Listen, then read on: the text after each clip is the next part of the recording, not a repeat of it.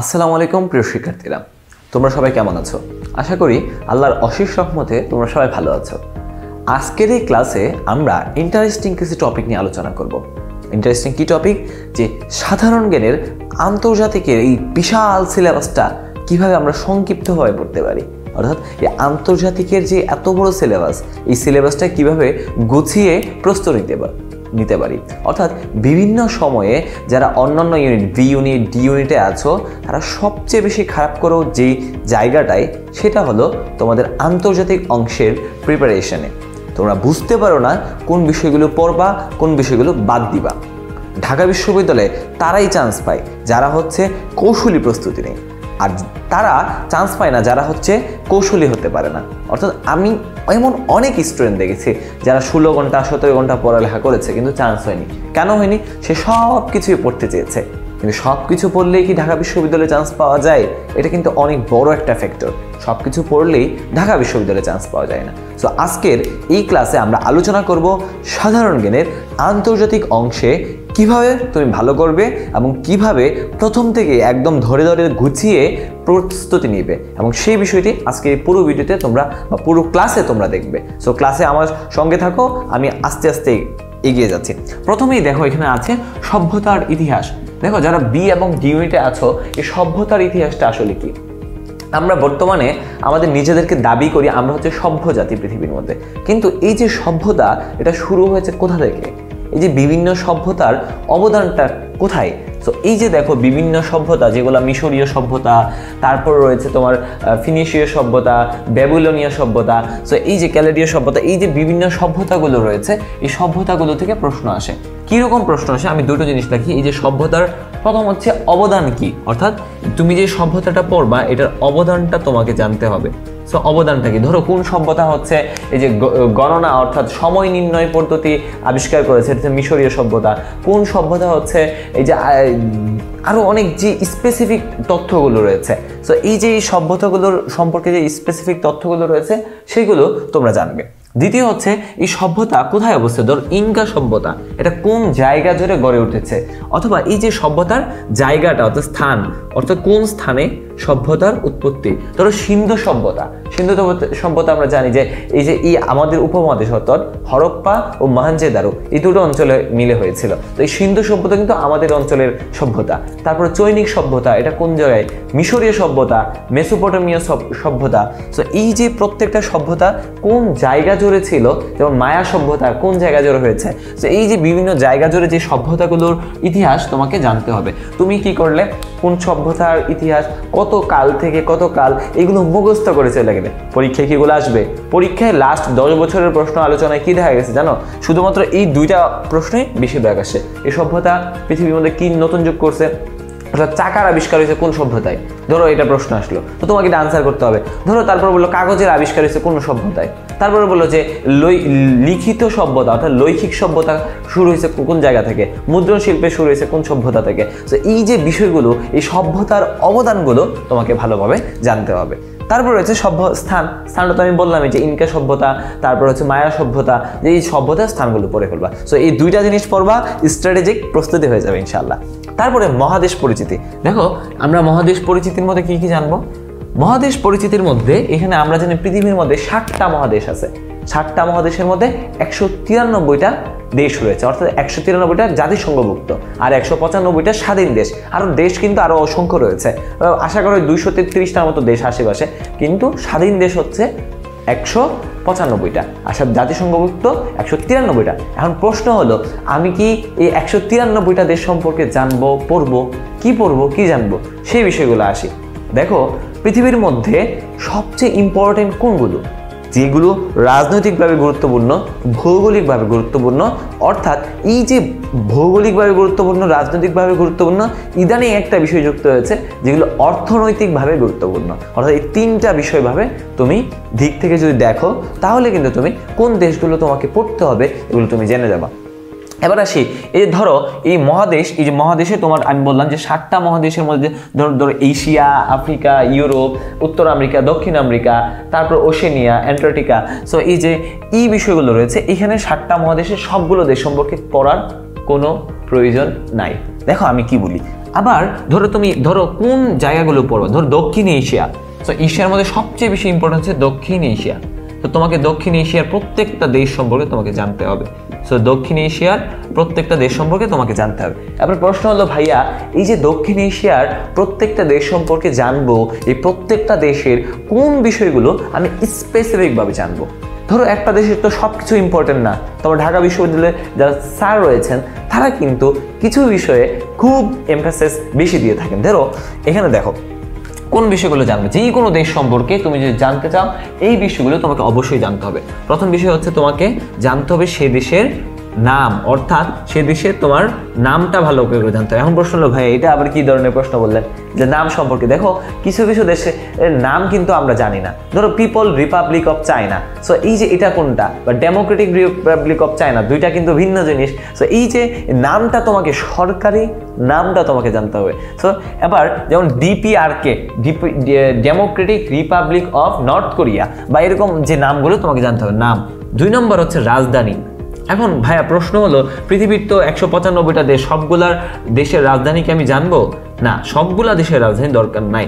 ধরো এশিয়ার মধ্যে আমাদের কাছাকাছি যে দেশগুলো রয়েছে সেই দেশগুলোর রাজধানী তো আমাদের সাধারণত আসে না, কিন্তু কোনগুলো আসে যেগুলো একটু ব্যতিক্রম। ধরো মঙ্গোলিয়ার রাজধানী, মঙ্গোলিয়ার রাজধানী কি একটু চিন্তা করো, তার কমেন্ট করে জানাও দেখি যে মঙ্গোলিয়ার রাজধানীটা আসলে কোন জায়গায়। তো এই যে মঙ্গোলিয়ার রাজধানীটা কিন্তু একটু কনভেনশনাল জায়গা থেকে একটু ডিফারেন্ট। তো যে জায়গায় তোমার ডিফারেন্স আছে সেই জায়গার যে রাজধানীটা তোমাকে কি করতে হবে, মুখস্থ করতে হবে। তো এবার দেখো মঙ্গোলিয়ার রাজধানী হচ্ছে উলান বাটোর। তো এই যে রাজধানীগুলো পড়ে নিতে হবে।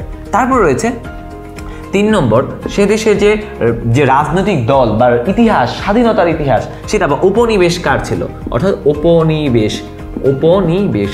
দেখো এই উপনিবেশটা যদি তুমি ভালো করে জানো তাহলে তুমি বুঝতে পারবা ওই দেশের ভাষা, সংস্কৃতি ওইগুলো কেমন। দেখো দক্ষিণ যে আমেরিকা মহাদেশটা রয়েছে সেইখানে আমাদের ব্রাজিল একটি দেশ রয়েছে, যারা অনেকেই ফুটবলের অনেক বড় ফ্যান রয়েছে তারা কিন্তু অনেকেই ব্রাজিল বা আর্জেন্টিনার আর যে সমর্থন করো, এই ব্রাজিল আর্জেন্টিনা যারা সমর্থক রয়েছে তারা কিন্তু জানো যে এই অঞ্চলটা বেশিরভাগ সময় ধরে স্প্যানিশ যে যারা রয়েছে স্পেনীয়, তারা কিন্তু শাসন করেছে।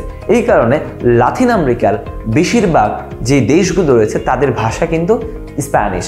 আমার প্রশ্ন হলো ভাইয়া, এই যে ব্রাজিলের ভাষা তো পর্তুগিজ, তা কারণটা কি? দেখো ব্রাজিল শাসন করছে পর্তুগিজরা, এই কারণে ব্রাজিলের যে কি ভাষা হচ্ছে পর্তুগিজ। তো এইবার দেখছো যে কিভাবে তুমি একটা দেশের যখন উপনিবেশ সম্পর্কে তুমি জানতে পারবা, সেই দেশের কালচার সম্পর্কে একটু আইডিয়া পাবে। তো এই দেখো এই যে তোমার উপনিবেশ সম্পর্কে ভালোভাবে জানবে কে দেশটাকে শাসন করেছে। তো যেগুলো একটা মোটা দাগে তুমি জেনে ফেলতে পারবা, কারণ পৃথিবীর মধ্যে 5 থেকে 6টা দেশ আছে যারা উপনিবেশে যে শাসন চালিয়েছে। প্রথম হচ্ছে আমাদের ব্রিটেন, তারপর রয়েছে তোমার নেদারল্যান্ড, তারপর রয়েছে ফ্রান্স, তারপর রয়েছে তোমার আরেকটা বিষয় যেটা যে পর্তুগিজ, সো পর্তুগালের রয়েছে 4টা, আর জার্মানি শেষের অংশ যুক্ত হয়েছে। আর আমেরিকা খুব স্বল্প পরিমাণে তারা কি করেছে, তারা যে উপনিবেশ চালিয়েছে। সো এইবার তোমরা যে উপনিবেশটা তোমরা জেনে ফেললে, তারপর আমি কি করলাম, নাম, রাজধানী, উপনিবেশ, এই 3টা জিনিস মাস্ট তোমাদের জানতেই হবে। তারপরে বিখ্যাত ব্যক্তিত্ব, ধরো বিখ্যাত ব্যক্তি রয়েছে, ভারতের একজন বিখ্যাত ব্যক্তির নাম হচ্ছে কি যে মহাত্মা গান্ধী। সো এই বিখ্যাত ব্যক্তি সম্পর্কে তোমার জানতে হবে। সো এই বিখ্যাত ব্যক্তিরা বা জওহরলাল নেহরু বা ইন্দিরা গান্ধী, এই 3 জনের সম্পর্কে তুমি যদি জানো মোটামুটি একটা ভালো আইডিয়া পাওয়া যাবে। তারপর রয়েছে বিখ্যাত স্থান, ধরো একটা দেশের বিখ্যাত কিছু স্থান থাকতে পারে, তাজমহল ভারতে অবস্থিত অনেক বিখ্যাত স্থান। তারপর রয়েছে এরকম বিখ্যাত স্থানগুলো যে যে জায়গায় অবস্থিত বা ভৌগোলিকভাবে বিখ্যাত স্থান রয়েছে। ধরো যে এই যে লেক ভিক্টোরিয়ার এটা কোথায় অবস্থিত, বা ক্যাসপিয়ান সাগর এটা কোন জায়গায় অবস্থিত। তো এই যে বিখ্যাত সাগর টাগর রয়েছে বা বিখ্যাত পাহাড় পর্বত বা কালিমাঞ্জারো, তো এই যে এই বিষয়গুলো রয়েছে, এই বিখ্যাত স্থানগুলো সম্পর্কে তোমাকে আইডিয়া রাখতে হবে। তো আমি যে এই 5টা বিষয় বললাম, এই 5টা বিষয় তোমরা একদম হুবহু মাথায় নিয়ে তারপর তুমি একটা দেশ সম্পর্কে পূর্ণাঙ্গভাবে জানতে পারবে। আর যে দেশগুলো একটু গুরুত্বপূর্ণ রাজনৈতিকভাবে, ধরো আমি যদি উত্তর আমেরিকার কিছু দেশ ধরি, সবচেয়ে ইম্পর্টেন্ট কোনটা, ইউএসএ, মার্কিন যুক্তরাষ্ট্র। সো এই যে ইউএসএ কিন্তু অনেক অনেক গুরুত্বপূর্ণ, তোমাকে ভালোভাবে জানতে হবে।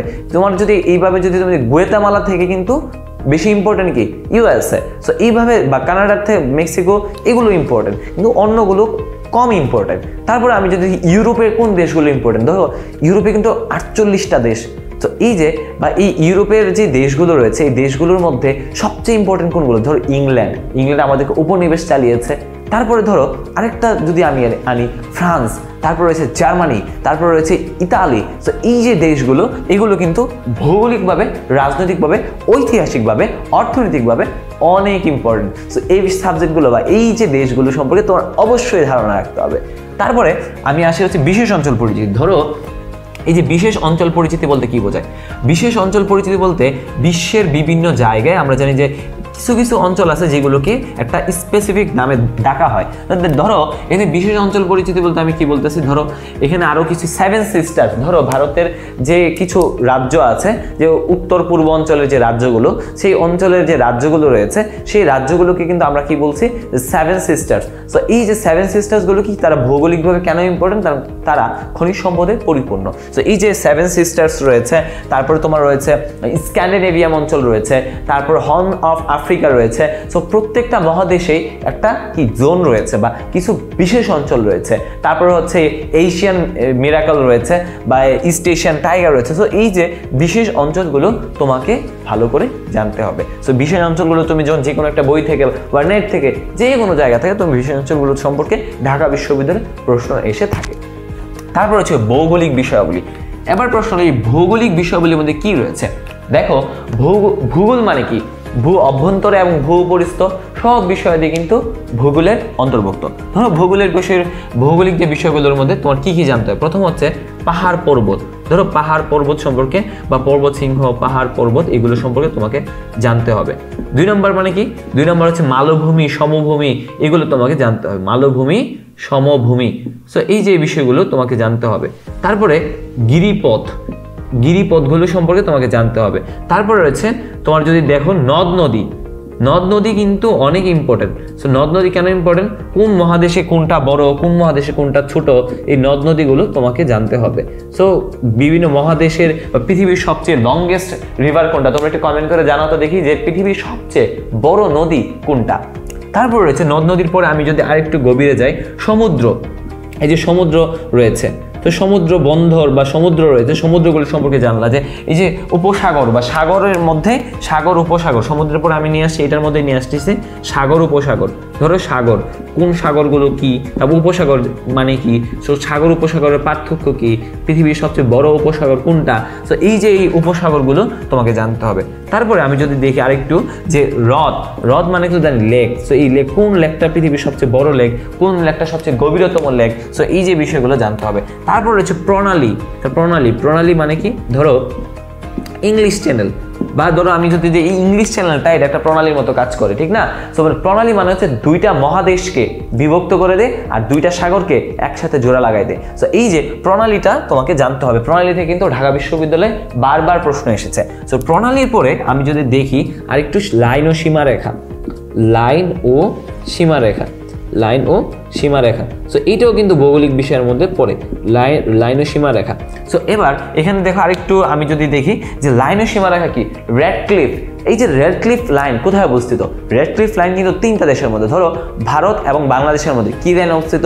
Radcliffe line. তারপর ভারত এবং মিয়ানমারের মধ্যে কি লাইন অবস্থিত? Radcliffe line. আবার বাংলাদেশ ও মিয়ানমারের মধ্যে যে লাইনটা আছে এটা কি লাইন? Radcliffe line. সো এই যে রেডক্লিফ লাইনটা কিন্তু আসে পরীক্ষায়, যে রেডক্লিফ লাইন কয়টা দেশের মধ্যে। তারপর রয়েছে ডোনাল্ড লাইন। সেই ডোনাল্ড যে লাইনটা রয়েছে এটা কোথায়?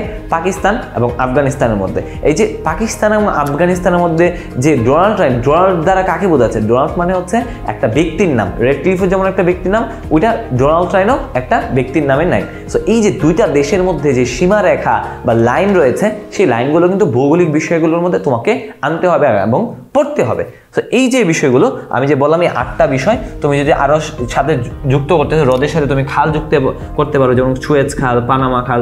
সো এই যে বিষয়গুলো কিন্তু ভৌগোলিক বিষয়গুলি। সো এই যে ভৌগোলিক বিষয়গুলো যদি তুমি পড়ো, তার মানে এইগুলোর মধ্যে কিন্তু অনেক জিনিস তোমার কমন চলে আসবে। সো তুমি যত সুন্দর করে, যত গুছিয়ে তুমি ভৌগোলিক বিষয়গুলি পড়বে, তত কিন্তু তোমার জন্য কি হবে?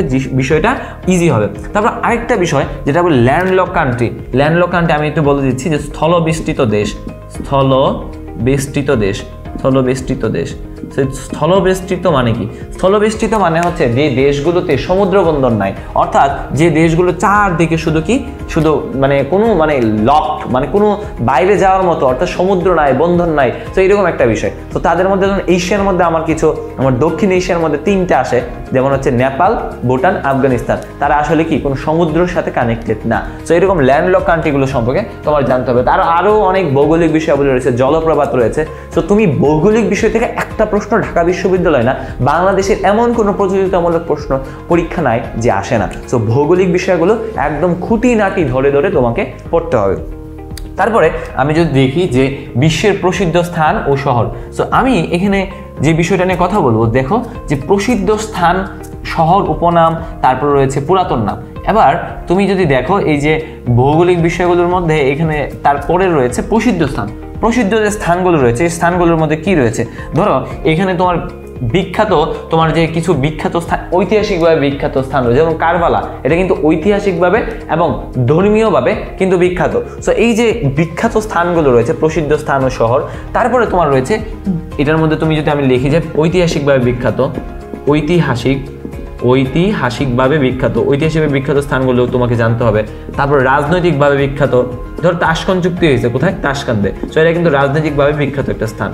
তারপর রয়েছে আমি যদি বলি ধর্মতাত্ত্বিকভাবে, ধর্মীয়ভাবে বিভিন্ন জায়গা রয়েছে, যেমন আমরা সৌদি আরবিয়া, এটা কিন্তু মক্কা, মদিনা, এটা ধর্মীয়ভাবে বিখ্যাত একটা জায়গা। তারপরে বুশরা, তারপরে এরকম বিভিন্ন বা যে জায়গাগুলো রয়েছে সেই জায়গাগুলো কিন্তু ধর্মীয়ভাবে বিখ্যাত, বা খ্রিস্টানদের জন্য বিখ্যাত, বা জেরুজালেম যে জায়গাটি বিখ্যাত। তো এই যে বিখ্যাত জায়গাগুলো তুমি একটু ভালোভাবে জেনে নিবে। তারপর রয়েছে বাসভবন, এই প্রসিদ্ধ স্থানের মধ্যে বাসভবন।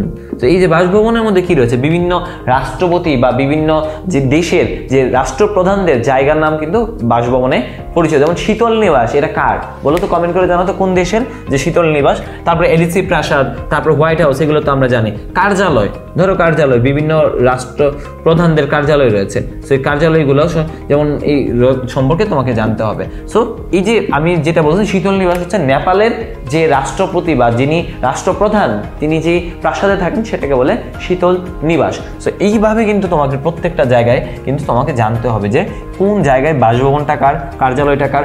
প্রসিদ্ধ স্থান এবং শহর, বিভিন্ন শহরগুলো রয়েছে, বিভিন্ন শহর কিন্তু, যেমন ফ্রাঙ্কফুর্ট শহর, এই শহরটা কিসের জন্য, বই মেলার জন্য বিখ্যাত। এটা ঢাকা বিশ্ববিদ্যালয়ে একবার এসেছিল যে ফ্রাঙ্কফুর্ট শহর এটা কিসের জন্য বিখ্যাত। তারপর রয়েছে উপনাম ও পুরাতন নাম। উপনাম আর পুরাতন নামের মধ্যে পার্থক্য কি? উপনাম আর পুরাতন নাম, দেখো উপনাম হচ্ছে ধরো শান্তির শহর, অথবা যদি বলা হয় সূর্য উদয়, যে কি মানে সূর্যোদয়ের দেশ, তার মানে জাপানকে বলে নিশীথ সূর্যের দেশ, নরওয়ে। সো এরকম উপনাম অনুসারে কিন্তু ডাকে। আমাদের যে ঢাকা বিশ্ববিদ্যালয় কিন্তু ডাকে কি, প্রাচ্যের অক্সফোর্ড হিসেবে ডাকে। তারপরে তোমার যদি দেখো যে ঢাকাকে কিসে হিসেবে ডাকে, মসজিদের শহর। তারপর এই যে বাংলাদেশকে কি হিসেবে, সোনালী আঁশের দেশ। সো এরকম করে উপনামগুলো জানতে হবে। পুরাতন নাম, ধরো আমাদের এই যে কিছু কিছু জায়গার কিন্তু পুরাতন নাম থাকে, আবার নতুন নাম হয়। ধরো ঢাকার নাম পুরাতন নাম কি, জাহাঙ্গীরনগর ছিল, তো বর্তমানে কি আমরা ঢাকা হিসেবে জানি। তো যেমন জিম্বাবুয়ের পুরাতন নাম ছিল আরেকটা। তারপরে হচ্ছে তোমার বিভিন্ন জায়গার, প্রত্যেকটা অনেক জায়গার পুরাতন নাম আছে, সেই পুরাতন নামগুলো তোমাকে জানতে হবে। তারপরে হচ্ছে যুদ্ধ ও বিপ্লব। সবাই ভাবতেছে এই 12টা টপিকে এত কি আছে, এত কি পড়ার মতো কিছু আছে কিনা। দেখো এই যে যুদ্ধ বিপ্লব সম্পর্কে তোমাকে কি বলবো, যুদ্ধ বিপ্লব সম্পর্কে তোমাকে জানতে হবে প্রথম বিশ্বযুদ্ধ। এই প্রথম বিশ্বযুদ্ধের কারণ কি, বা প্রথম বিশ্বযুদ্ধ কিভাবে শুরু হয়েছে, এই বিষয়গুলো তোমাকে স্পেসিফিকভাবে জানতে হবে। তারপর প্রথম বিশ্বযুদ্ধের পরে আছে তোমার কি, যে দ্বিতীয় বিশ্বযুদ্ধ। এবার দ্বিতীয় বিশ্বযুদ্ধের পরে তুমি ভালো করে পড়লে, তারপরে তোমাকে বিভিন্ন অন্যান্য যে যুদ্ধগুলো রয়েছে, অন্যান্য গুরুত্বপূর্ণ বিখ্যাত যে যুদ্ধগুলো রয়েছে সেগুলো তোমাকে জানতে হবে। ধরো আফিম যুদ্ধ, এটা কিন্তু একটা বিখ্যাত যুদ্ধ। তারপরে হচ্ছে তোমার যে এখানে অন্যান্য যুদ্ধ রয়েছে, অন্যান্য সময়ে বিভিন্ন সময় কিন্তু যুদ্ধ হয়েছে, যেমন নেপোলিয়নিক ওয়ার হয়েছে।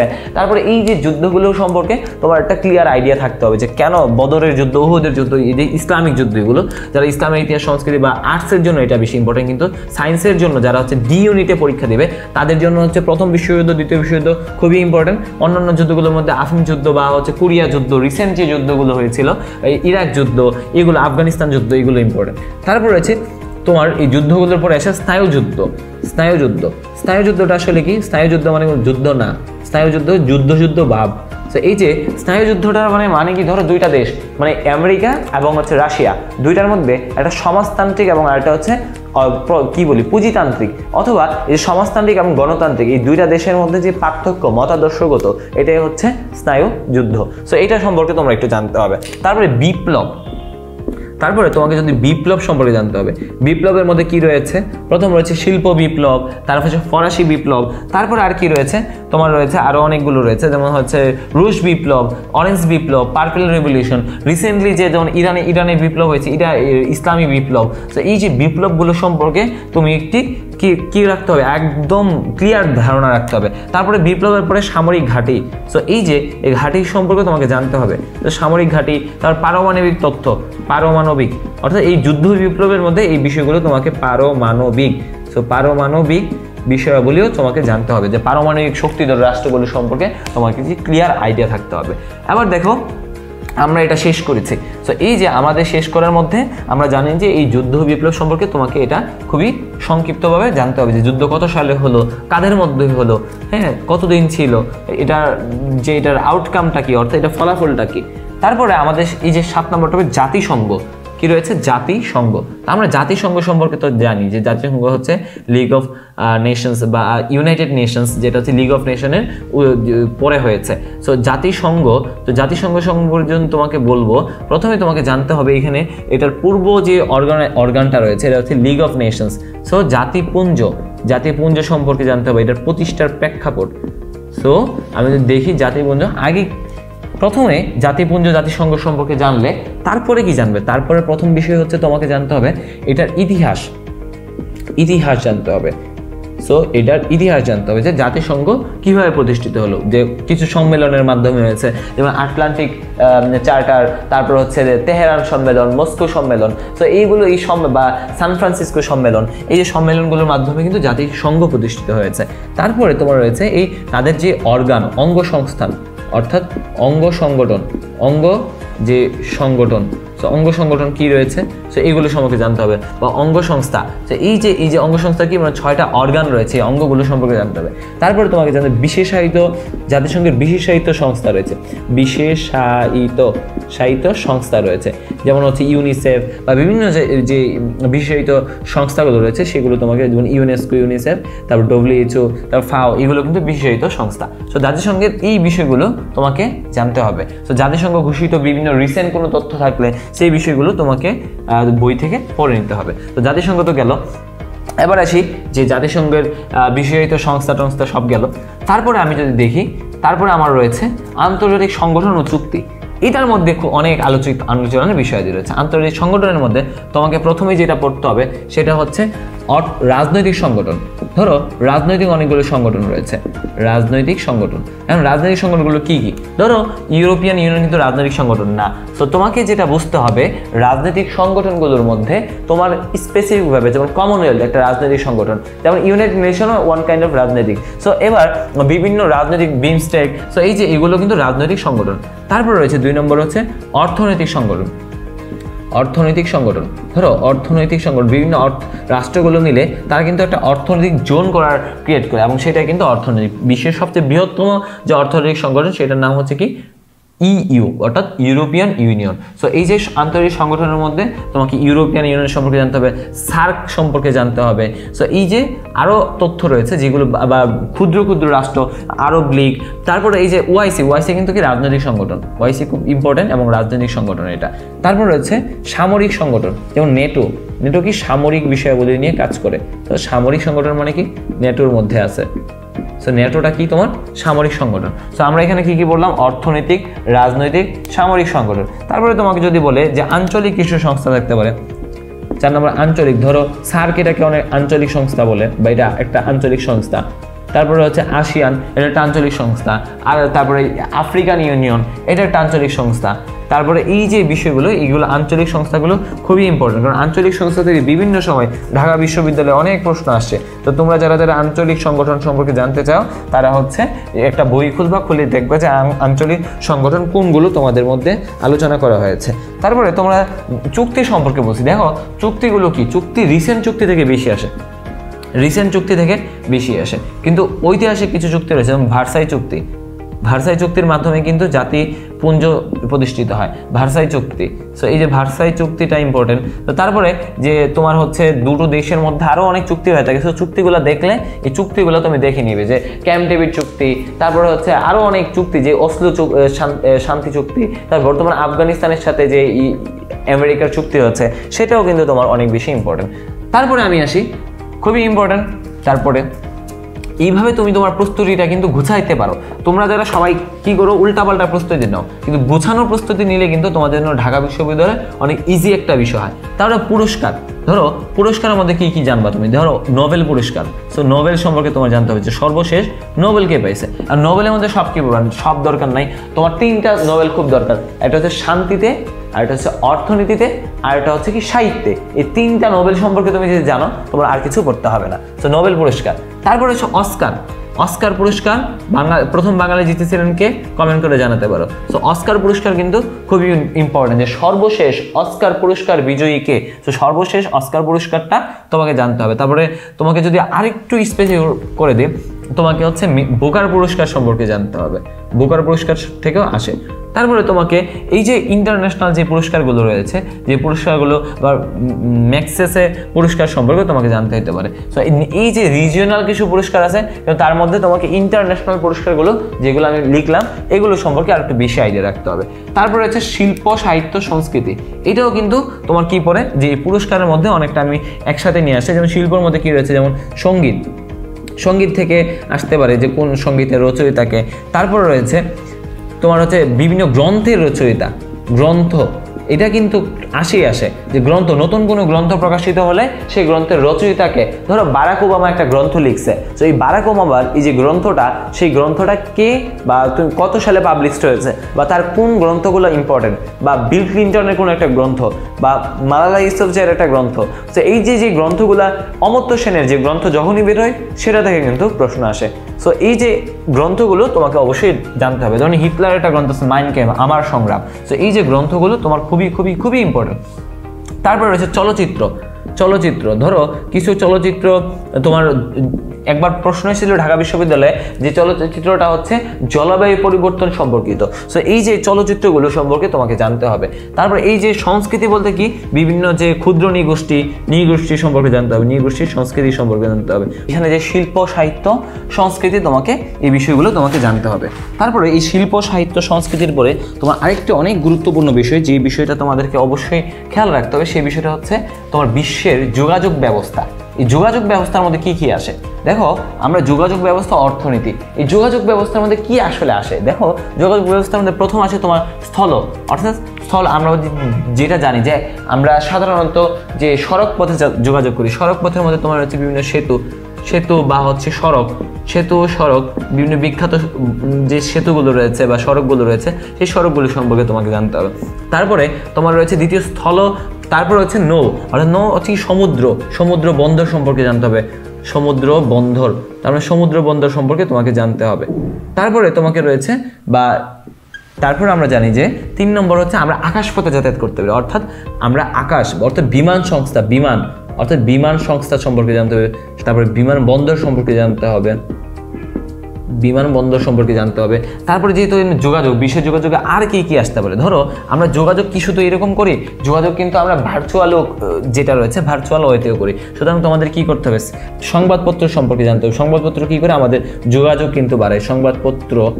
তারপর হচ্ছে সংবাদ সংস্থা, সংবাদ সংস্থা, তার মানে সংবাদপত্র, তারপর সংবাদ সংস্থা, এটা জানতে পারো। তারপরে রয়েছে তোমার যে আইসিটি, অর্থাৎ এই যে ইনফরমেশন অ্যান্ড কমিউনিকেশন টেকনোলজির মাধ্যমে আমরা যেভাবে যোগাযোগ করি, স্যাটেলাইট, টিভি আসতে পারে।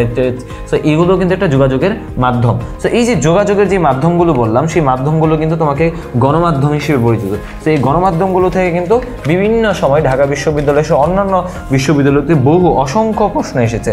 সো এই যে এই যোগাযোগ মাধ্যমে এই বিষয়গুলো তোমাকে খেয়াল রাখতে হবে যে ওইগুলো তোমাকে কমন পড়তেছে কিনা, ঠিক আছে। তারপরে আমরা দেখছি যে কি রয়েছে অর্থনীতি। সো অর্থনীতির মধ্যে কি আসে দেখো, অর্থনীতির মধ্যে প্রথম যে বিষয়টা আছে যে সে দেশের অর্থনীতির আমদানি রপ্তানি।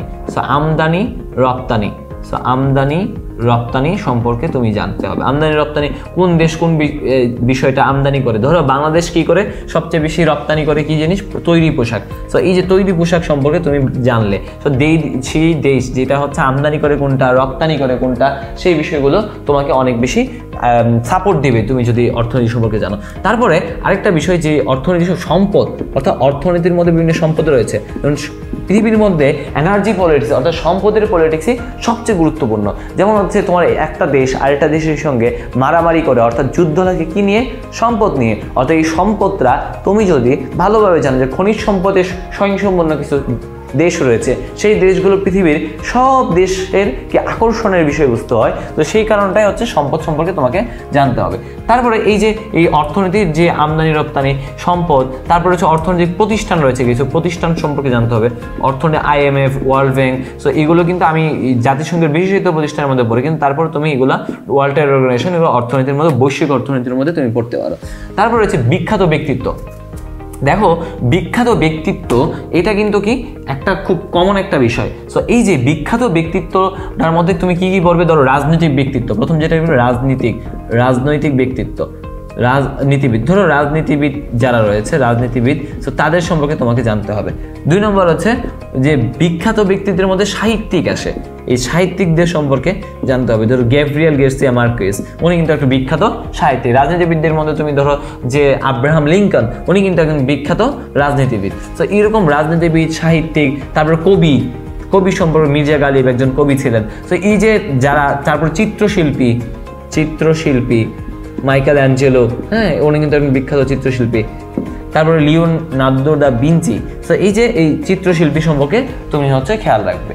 তারপরে যে বিখ্যাত ব্যক্তিত্বের মধ্যে তোমার হচ্ছে আমরা জানি যে ম্যারাডোনা আছে, তার মানে কি খেলোয়াড়, যারা হচ্ছে প্লেয়ার ছিল, তাদের সম্পর্কে তোমাকে জানতে হবে।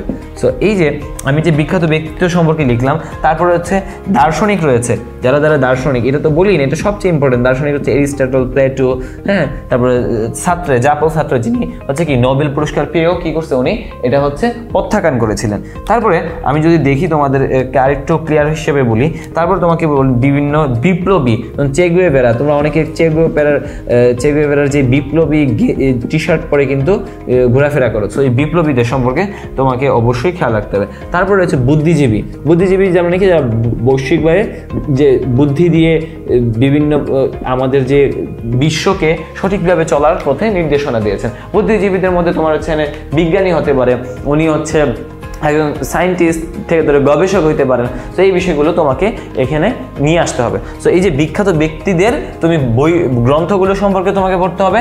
বিখ্যাত ব্যক্তির মধ্যে তোমার এখানে নোবেল লরেট যারা, তাদের তো অবশ্যই জানবে। সো এই যে বিখ্যাত ব্যক্তিগুলোর তার কিসের জন্য বিখ্যাত, সেই বিষয়টা তোমরা খেয়াল রাখবা। এই অন্য কোনো শুধু নামটা খেয়াল রাখলে কিন্তু হবে না। তারপরে আমরা জানি খেলাধুলার মধ্যে কি রয়েছে। খেলাধুলার মধ্যে আমি লিখলাম না, তোমাদের সামনে বলছি যে খেলাধুলার মধ্যে আমাদের অনেক বিষয় রয়েছে। যেমন প্রথম হচ্ছে ফুটবলের ইতিহাসটা কোত্থেকে শুরু হলো, বিভিন্ন দেশের জাতীয় খেলা কোনটা, সো এই যে খেলাগুলোর উৎপত্তি হয়েছে কোথায়, সো উৎপত্তি কোথায়, জাতীয় খেলা কোথায়, সেই খেলার সবচেয়ে বিখ্যাত খেলোয়াড়কে। ধরো আমরা সাঁতারু, পৃথিবীর সবচেয়ে বড় যে সাঁতারু বা বিখ্যাত সাঁতারু, শ্রেষ্ঠ সাঁতারু মাইকেল ফেলপস, ওনার সম্পর্কে জানতে হবে। তারপরে দৌড়বিদ, পৃথিবীর শ্রেষ্ঠ দৌড়বিদ উসাইন বোল্ট, ওনার সম্পর্কে জানতে হবে। তারপর হচ্ছে অলিম্পিক যে বছর হয় সেই বছর কিন্তু অলিম্পিক থেকে প্রশ্ন আসে। তারপর হচ্ছে ক্রিকেটের যে বিশ্বের ইতিহাসে শ্রেষ্ঠ খেলোয়াড়গুলোর নাম সম্পর্কে তোমাকে জানতে হবে। রিসেন্টলি বাংলাদেশ বা ইন্টারন্যাশনালি কোনো একটি ইভেন্ট হলে, ওয়ার্ল্ড কাপ ইভেন্ট হলে সেই ইভেন্টগুলো সম্পর্কে তোমাকে খেয়াল রাখতে হবে। তারপরে রয়েছে তোমার ফুটবল তো বললাম, যে বিখ্যাত স্টেডিয়ামগুলো কোথায়, বিখ্যাত স্থানগুলো কোথায়, যে ক্রিকেটের সঙ্গে জড়িত বিখ্যাত স্থান। তারপরে ভলিবল রয়েছে, বাস্কেটবল প্লেয়ার রয়েছে যেমন মাইকেল জর্ডান, উনি কিসের জন্য বিখ্যাত। সো এই যে বক্সিং প্লেয়ার মোহাম্মদ আলী, উনি কিসের জন্য বিখ্যাত। সো এই যে এই খেলাধুলা সম্পর্কে তোমাকে এই বিষয়গুলো ক্লিয়ার থাকতে হবে। সো আজকের আমি ক্লাসে কি করেছি, আন্তর্জাতিকের প্রস্তুতিটা কিভাবে তুমি আর একটু গুছিয়ে সাজিয়ে নিজের মতো করে যে কোনো বই থেকে ভালোভাবে পড়তে পারো, সেটাই আমার প্রস্তুতির উদ্দেশ্য ছিল। আমাদের যে বইটি রয়েছে জিকে জিজ্ঞাসা, সেই বইটি তুমি অবশ্যই ক্রয় করতে পারো এবং জিকে জিজ্ঞাসা এই প্রত্যেকটি টপিক সম্পর্কে ধরে ধরে আলাদাভাবে তোমাদের প্রিপারেশন নেওয়ার জন্য তোমাদের যে টপিক অনুযায়ী সাজিয়ে দেওয়া হয়েছে। তো তোমরা কিন্তু এই বইটা সংগ্রহে রাখতে পারো। আর আমার এই ভিডিওটি ভালো লাগলে অবশ্যই আমার চ্যানেলটি কি করতে হবে, সাবস্ক্রাইব করতে হবে আর বেল আইকনে ক্লিক করে রাখতে হবে, কেননা পরবর্তীতে আমি আরো নতুন নতুন ভিডিও নিয়ে আসবো। তুমি কিন্তু জানবেই না যে আসলে কি এই চ্যানেলে ভালো ভালো ভিডিও আসতেছে। আরও একটি বিষয় করতে হবে, লাইক দিয়ে রাখতে হবে, কারণ লাইক দিলে কিন্তু পরবর্তীতে তুমি তোমার লাইক লিস্টে ভিডিওটি খুঁজে পাবে। তো ততক্ষণ তোমরা সবাই ভালো থাকো, সুস্থ থাকো আর আমার এই চ্যানেলের সঙ্গেই থাকো। আশা করি তোমাদের জন্য ভালো কিছু অপেক্ষা করছে।